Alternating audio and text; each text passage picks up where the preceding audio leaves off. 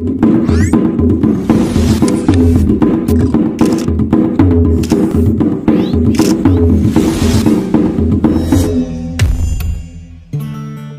ya balik lagi dengan kita pe video.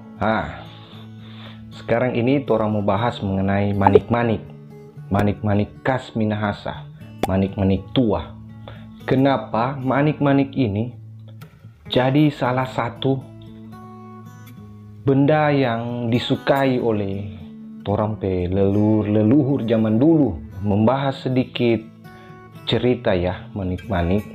Jadi manik-manik ini nama daerahnya adalah Kelana. Itu bahasa dari Minahasa keseluruhan. Yang saya cari tahu namanya biasa, yang banyak yang jaga bilang namanya itu Kelana. Tapi ada pengertian lain dari Kelana. Kelana ini artinya adalah permata, intan, batuan yang sangat-sangat berharga.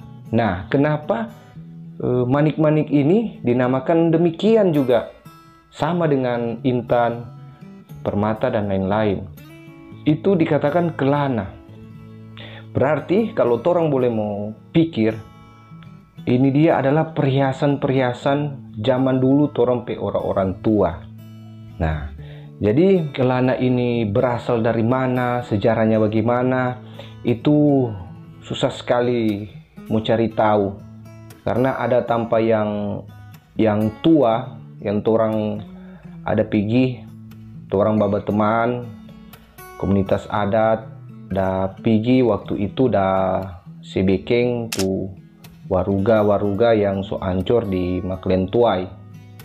Di situ adalah peradaban tua, di mana tempat itu membentuk suatu nama Tonsea yang sekarang ini, dulunya Tontewo. Jadi kata tu nama orang-orang Tonsea itu berasal dari Maklen Tuai. Boleh diperkirakan itu di era-era di mana orang-orang tua torang so mau ke zaman waruga. Jadi dari zaman batu semua ke zaman waruga.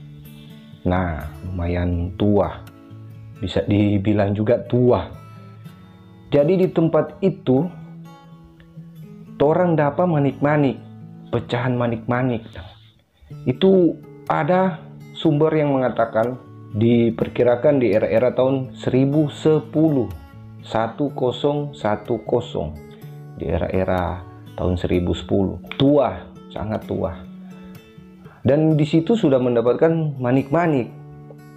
Berarti kalau kita pikirkan, mungkin sebelum di era-era begitu manik-manik juga sudah digunakan oleh leluhur tempo dulu. Dan ada sumber lain yang mengatakan, tonaas lain juga yang mengatakan manik-manik ini ada yang diteliti itu bahwa dia pe kadar batu atau DP lamanya manik-manik ini itu hampir sama dengan manik-manik yang ada di Mesir. Nah, apakah pada waktu itu mungkin ada yang kemari, orang-orang dari luar memakai kapal, terus ada sistem penukaran benda-benda perhiasan dengan lain-lain. Karena sudah pernah diperiksa, katanya manik-manik ini DP tua sama dengan manik-manik di Mesir. Nah, tapi ada juga sumber yang mengatakan manik-manik ini dibuat sendiri oleh leluhur Minahasa,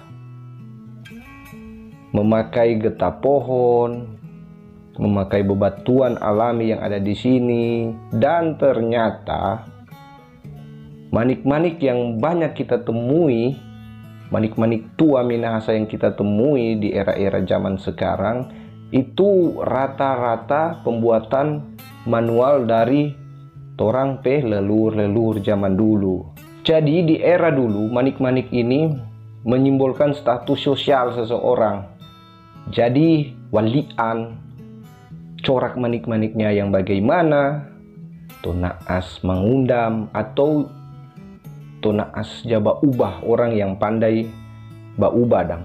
DP corak manik-manik itu bagaimana, to naas perang, orang pandai dalam berperang, itu yang bagaimana DP corak manik-manik. Jadi manik-manik ini menandakan status sosial orang tua zaman dulu.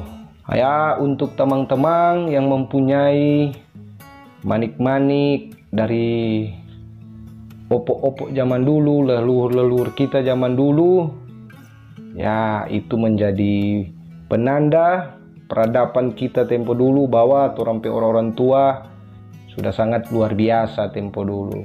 Itu adalah salah satu warisan leluhur-leluhur orang Minahasa. Nah, bagaimana bentuk rupanya manik-manik? Boleh orang simak video ini.